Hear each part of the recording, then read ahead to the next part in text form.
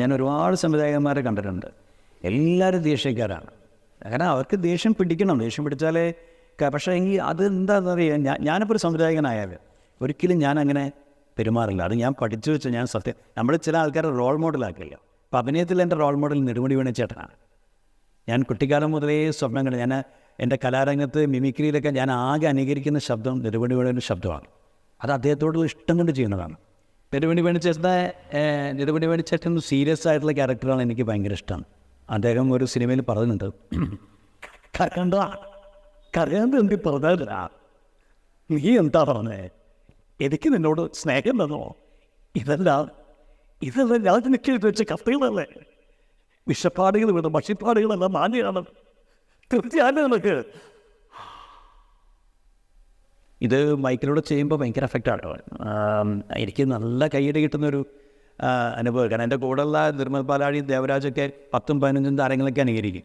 അപ്പോഴാണ് ഞാൻ ഈ ഒരൊറ്റ സാധനം പോയിട്ട് അനുകരിക്കുന്നത്. അപ്പോൾ അതിന് കിട്ടുന്നൊരു കയ്യടി ഭയങ്കരമാണ്. അദ്ദേഹത്തിൻ്റെ കൂടെ ഞാൻ 2 സിനിമയിൽ അഭിനയിച്ചപ്പോൾ ഞാൻ ആ സിനിമ സെറ്റിൽ നിന്ന് അദ്ദേഹത്തിനോട് പറഞ്ഞു, ഞാൻ നിങ്ങളുടെ റോൾ മോഡലായിട്ട് കാണുന്ന ഒരാളാണ്, നിങ്ങളെയാണ് ഞാൻ അനുകരിക്കുന്നത്. കാരണം അദ്ദേഹത്തിന് മുന്നിൽ നിന്ന് ഞാൻ അദ്ദേഹത്തെ അനുകരിച്ചു, അദ്ദേഹത്തിനെ കെട്ടിപ്പിടിച്ചു. കാരണം അദ്ദേഹം നല്ലൊരു അഭിനേതാവാണ്, നല്ലൊരു പാട്ടുകാരനാണ്, നല്ലൊരു താളബോധമുള്ള ആളാണ്, നല്ലൊരു രസികനാണ്, എല്ലാവർക്കും ഇഷ്ടമാണ്.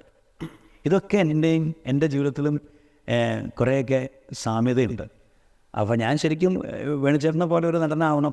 ക്യാരക്ടർ റോളുകളൊക്കെ ഒരുപാട് ചെയ്ത് നായകനൊന്നും ആവണ്ട, ക്യാരക്ടർ റോളുകളൊക്കെ ചെയ്തിങ്ങനെ മലയാള സിനിമയിൽ സജീവ സാന്നിധ്യമായി നിൽക്കണം എന്ന് ആഗ്രഹിച്ച ഒരാളാണ്. അപ്പം പറഞ്ഞു വന്നത് സത്യനന്ദിക്കാട് സാറിനെ കുറിച്ച്. ഇനി ഞാനൊരു സിനിമ സംവിധാനം ചെയ്യും, അത് ഉറപ്പാണ്. കാരണം ഒരു 4-5 ഷോർട്ട് ഫിലിം ചെയ്തപ്പോൾ എന്നോട് മമ്മൂക്കി തന്നെ പറഞ്ഞിട്ടുണ്ട്, ഇനി സിനിമ ചെയ്താൽ മതി എന്ന് പറഞ്ഞിട്ടുണ്ട്. അപ്പോൾ ഞാനൊരു സിനിമ ചെയ്യുമ്പോൾ ഞാനൊരിക്കലും ദേഷ്യപ്പെടില്ല. ദേഷ്യപ്പെട്ട് കഴിഞ്ഞാൽ അത് ക്യാരക്ടേഴ്സിനെ വല്ലാതെ ബാധിക്കുമെന്ന് എനിക്ക് നല്ല ഉറപ്പുണ്ട്. കാരണം എത്രയോ ആളുകൾ കരഞ്ഞിട്ടൊക്കെ ഇറങ്ങിപ്പോയ നിമിഷമുണ്ട്. അപ്പോൾ വേണേൽ പോട്ടെ, വേറെ ആളെ വിളിക്കുന്നൊക്കെ അപ്പോൾ ആ സമയത്ത് ഡയറക്ടർമാർ പറയും. അത് എനിക്കൊക്കെ ഭയങ്കര വിഷമം തോന്നിയിട്ടുണ്ട്. ആളുകളൊക്കെ അങ്ങനെ ചീത്ത പറയുമ്പോൾ എൻ്റെ മനസ്സ് കിടന്ന് പിടയും.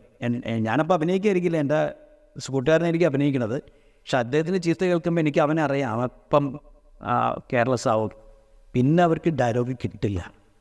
പക്ഷെ അതേസമയം സത്യനന്ദിക്കാട് സാറിൻ്റെ ആ ഒരു മാനേഴ്സ് വെച്ചിട്ട് പോയിട്ട് തോളിൽ കൈ വെക്കുക എന്ന് പറഞ്ഞാൽ തന്നെ ഉണ്ടല്ലോ വലിയൊരു ആശ്വാസമാണ്. ഈ 5 വിരലുകൾ നമ്മളെ ഷോൾഡറിൽ വന്നൊന്ന് തട്ടുമ്പോൾ, അതൊരു മരണ വീട്ടിൽ പോയിട്ട് നമ്മളൊരു കൂട്ടുകാരൻ്റെ അച്ഛൻ മരിച്ചു കഴിഞ്ഞാൽ നമ്മൾ പോയിട്ട് അവൻ്റെ മേലെ കൈ വെക്കണമെന്നാണ് നമ്മുടെ മേലൊരു പോസിറ്റീവ് എനർജി അങ്ങോട്ട് ചെല്ലാനുണ്ട്. ഞാനും ഉണ്ടടാ, ഞാൻ നിൻ്റെ ദുഃഖത്തിൽ പങ്കുചേരുന്നു എന്ന് പറയുമ്പം അവൻ നമ്മളൊന്ന് ചേർത്ത് പിടിക്കും. അതൊരു ഭയങ്കര സംഭവം. അത് തന്നെയാണ് ഇതിലോ. നമുക്കൊരു വിഷമം വരുന്ന സമയത്ത് നമ്മുടെ ദേഹത്ത് ചോദിച്ചാൽ അങ്ങനെയല്ല, അതിങ്ങനെ ചെയ്താൽ കുറച്ചുകൂടി നന്നാവും കേട്ടോ, ഒന്ന് ശ്രദ്ധിക്കണേ, ഓക്കെ എന്ന് പറഞ്ഞു കഴിഞ്ഞാൽ ഇത്ര ഈസിയായിട്ട് ചെയ്യാം. അപ്പോൾ അതിൽ സത്യനന്ദിക്കാട് സാറിനെയാണ് എൻ്റെ റോൾ മോഡൽ.